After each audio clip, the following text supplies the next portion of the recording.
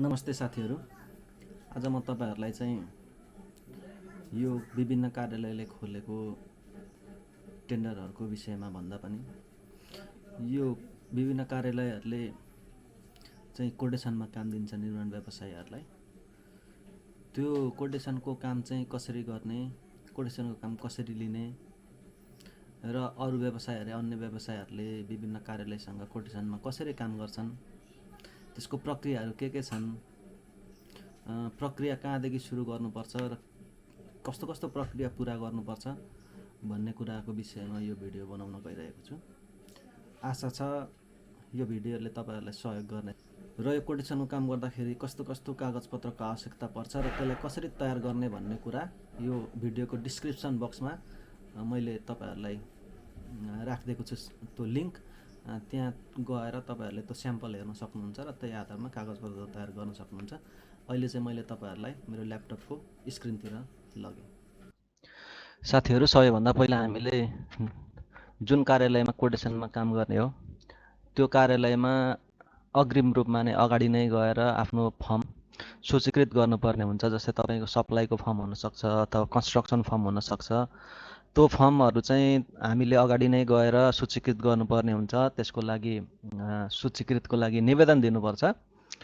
त्यो निवेदनको पनि म स्याम्पल तपाईहरुलाई लिंकमा उपलब्ध गराउँछु र निश्चित उनीहरुको एउटा हरेक कार्यालयको आफ्नो दर रेट हुन्छ। त्यो राजस्व भुक्तानी गरेर हामीले त्यो आफ्नो फर्म सूचीकृत गरिसकेपछि आवश्यकता परेको खण्डमा कुनै पनि काम गर्नुपर्ने अथवा कुनै पनि सामान कार्यालयलाई तत्काल चाहियो 5 लाख भन्दा तलको सामानहरु चाहियो अथवा काम गराउनु पर्यो भने त्यतिखेर त्यो सूचीकृत भएको फर्महरु मध्ये कुन चाहिँ योग्य छ, जस्तै सप्लाई कम्पनीहरुले दर्ता गरे सप्लाईको लागि कुनै काम पर्या छ भने त्यो सप्लाईको फर्महरुलाई चाहिँ कार्यालयले चिठी काट्छ। निर्माण गर्नुपर्ने छ भने निर्माणको फर्महरुलाई आफ्नो दर रेट पेश गर्नु भनेर चाहिँ पत्र काट्छ हैन। अब त्यो तपाईहरुलाई म सुरुदेखि गराउँछु जान्छु। सबैभन्दा पहिला त हामीले त्यो फर्म सूचीकृत गरिसकेपछि दर रेट पेश गर्नु भनेर त्यो कार्यालयले हामीलाई चिठी पठाउँछ। त्यो दर रेट पेश भनेर पठाएको चिठी चाहिँ यस्तो खालको हुन्छ। यो चाहिँ जस्तै यो हाम्रो नि त सिर्जना निर्माण सेवा, रेशमा निर्माण सेवा, बाइङ कन्स्ट्रक्सन प्रणाली हैन। यो चाहिँ निर्माणको काम गर्नुपर्ने भएकोले यसरी यो तीनटा सूचीकृत थियो र तीनटालाई तपाईको आफ्नो आफ्नो दर रेट पेश गर्ने भनेर चिठी पठाएको हुन्छ। प्रस्तुत विषयमा यस नगरपालिकाको वार्ड नम्बर 9 अन्तर्गत शनिबार बजार हाट लगाउने कार्यमा समाउने पन्छाउने गिट्टी बालुवा भर्ने कार्यको लागि स्वीकृत प्राविधिक इस्टिमेटको आधारमा ब्याकहो लोडर प्रयोग गर्नुपर्ने भएकोले भनेर यो चाहिँ तपाईको ब्याकहो लोडर जेसीबी कम्पनीको ब्याकहो लोडर चाहिँ प्रयोग गर्नुपर्ने भएकोले भनेको छ हैन। त्यो आफ्नो 3 दिन भित्रमा दर रेट पेश गर्न हुन भनेर तीनटैलाई यो चिठी जान्छ हैन। यो चिठी गइसकेपछि अब यो कार्यालयले चिठी पठाउँछ सूचीकृत भएको कम्पनीलाई। यो चाहिँ मैले तपाईहरुलाई यो फर्मेट चाहिँ आफैले तपाईहरुलाई बुझ्न सजिलो होस् भनेर बनाइदिएको। यो सिर्जना निर्माण सेवालाई पनि यो चिठी जान्छ, रेशमालाई पनि जान्छ, बाइङ कन्स्ट्रक्सनलाई पनि जान्छ। यो गइसकेपछि अब 3 दिन भित्रमा हामीले यो स्याम्पलको हैन, यो स्याम्पलको हामीले आफूले चिठी त्यो कार्यालयलाई पठाउनु पर्छ। यो मैले पठाएको मान यो चाहिँ श्रीमान कार्यालय प्रमुखज्यू यहाँ, जस्तै यहाँ अब कुन नगरपालिका कार्यालय कामपुर हैन, अनि विषय जेसीबी ब्याकहो लोडरको दरबाउ सम्बन्धमा भनेर मैले यसरी यो निवेदन प्रस्तुत गरे।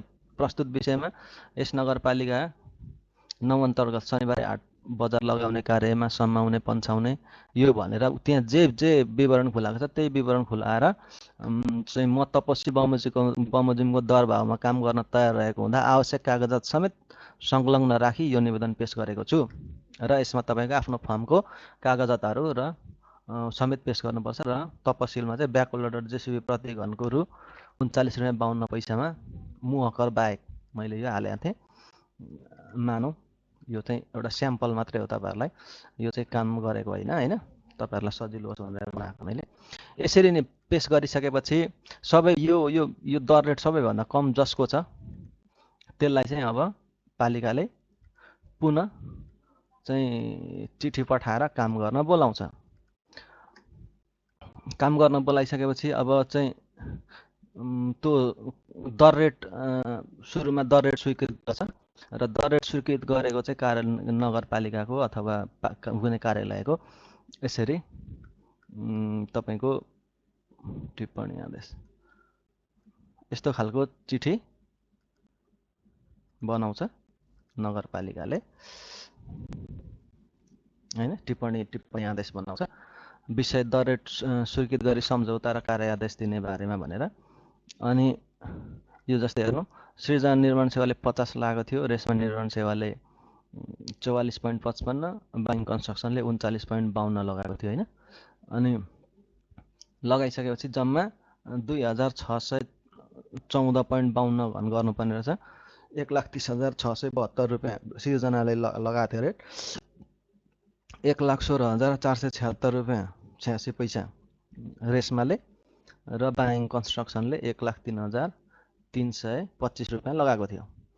अनि यसले बाइङ कन्स्ट्रक्सन प्रणालीले पेश गरेको मुहकर बाहेक प्रति घन रुपियाँ 39.52 पैसाका दरले जम्मा रु 2,614.52 घन मिटरको 1,03,325 रुपियाँ चाहिँ दर रेट न्यूनतम भई सारभूत रूपमा प्रभावकारी भएकोले उक्त दर रेट स्वीकृति गरी सम्झौता गर्न कार्य आदेश दिन मनासिब भएर निर्णयार्थ पेश गरेको छु भनेछ हैन। अब यसरी कार्यालयले चाहिँ निर्णयार्थ पेश गर्छ। यति भइसकेपछि अब हाम्रो सम्झौता गर्न बोलाउँछ। सम्झौता चाहिँ त्यो कार्यालयमा गएर हामीले यसरी सम्झौता गर्नुपर्छ। यो शर्तहरू हुन्छन्। शर्तहरू अब शर्तहरूमा यसरी नै त्यो रेटमा म यति काम गर्न तयार छु, समयभित्रमा काम गर्न तयार छु, चाहिँ कुनै समस्या भएमा त्यसको म जिम्मेवार हुन्छु भनेर यहाँ शर्तहरू हुन्छन्। यी शर्तहरू पालना गर्नुपर्ने हुन्छ र यहाँ तपाईँ यतापट्टि कार्यालयको पक्षबाट हस्ताक्षर हुन्छ, यतापट्टि आफ्नो पक्षबाट फर्मलाई जो आधिकारिक मान्छे छ त्यो। यति भइसकेपछि अब सम्झौता भइसकेपछि अब काम गर्नु पर्यो। काम गर्नको लागि कार्य आदेश दिन्छ कार्यालयले। यो कार्य आदेश चिठी पठाउँछ त्यसले हैन। अब यो बाइङ कन्स्ट्रक्सन प्रणाली धरानले काम लिएको हुनाले यो कार्य आदेश दियो। बाइङ कन्स्ट्रक्सन प्रणालीलाई कार्य आदेश दिएको बारे प्रस्तुत विषयमा यस नगरपालिका वार्ड नम्बर 9 अन्तर्गत शनिबारेमा हाट बजार लगाउने, सम्माउने, पन्छाउने काम व्याकुल र प्रयोग गर्नुभएकोले उक्त कार्यका लागि तपाईँले पेश गर्नुभएको दर रेट न्यूनतम भएकोले तपाईँको दर रेट स्वीकृति गरी यस कार्यालय र तपाईँ बीच द्विपक्षीय सम्झौता भइसकेको हुँदा सम्झौताका शर्तहरूको अधीनमा रही कार्य गराउन हुन यो कार्य आदेश प्रदान गरिएको छ भनेर। यति भइसकेपछि चाहिँ लगभग अब हामी काम गर्छौँ। यो काम चाहिँ कसरी गर्छौँ भने सुरुमै यो कोटेसन खुलाउन अघि नै कार्यालयले प्राविधिक इस्टिमेटहरू सबै थोक बनाएको हुन्छ। त्यो इस्टिमेट दिन्छ, त्यो आधारमा काम गर्ने। अब काम गरिसकेपछि भुक्तानी को लागि भुक्तानी निवेदन दिने, त्यसको लिङ्क पनि म तपाईँहरूलाई दिन्छु। त्यहाँ स्याम्पल हुन्छ, त्यो स्याम्पलको आधारमा तपाईँहरू गर्न सक्नुहुन्छ। र अन्तिममा त्यो निवेदन दिइसकेपछि उनीहरूले कार्यालयले यसरी टिप्पणी आदेश तयार गर्छ। यो टिप्पणी आदेश तयार गरिसकेपछि तपाईँको त्यसमा अब त्यहाँ नापी किताबहरू हुन्छ, प्राविधिकले तयार गर्छ। इस्टिमेट, नापी किताब, कार्य सम्पादन चाहिँ मूल्याङ्कन, रेट एनालाइसिस सबै थोक हालेर प्राविधिकले त्यो तयार गर्छ। तयार गरिसकेपछि त्यो र आफ्नो निवेदन र भ्याट बिल पेश गरिसकेपछि भुक्तानी पाउन सकिन्छ। र एउटा फर्मले एउटा कार्यालयमा एकचोटि काम गर्न पाउँछ 1 वर्षमा कोटेसनमा, र त्यो पनि 5 लाख भन्दा तलको। र साथीहरू, आजको यो भिडियो तपाईँहरूलाई उपयोगी भयो होला भन्ने मैले आशा गरेको छु। यस्तै अन्य भिडियोहरू तपाईँहरूलाई कुनै विषयमा आवश्यक परेको छ भने कृपया मलाई कमेन्ट बक्समा कमेन्ट गरिदिनु होला। म त्यो विषयमा भिडियो बनाउने प्रयास गर्नेछु। र यो च्यानललाई सब्सक्राइब गरिदिनु होला र भिडियोलाई लाइक गरिदिनुहुन्छ भन्ने मलाई विश्वास लिएको छु। धन्यवाद। Thank you.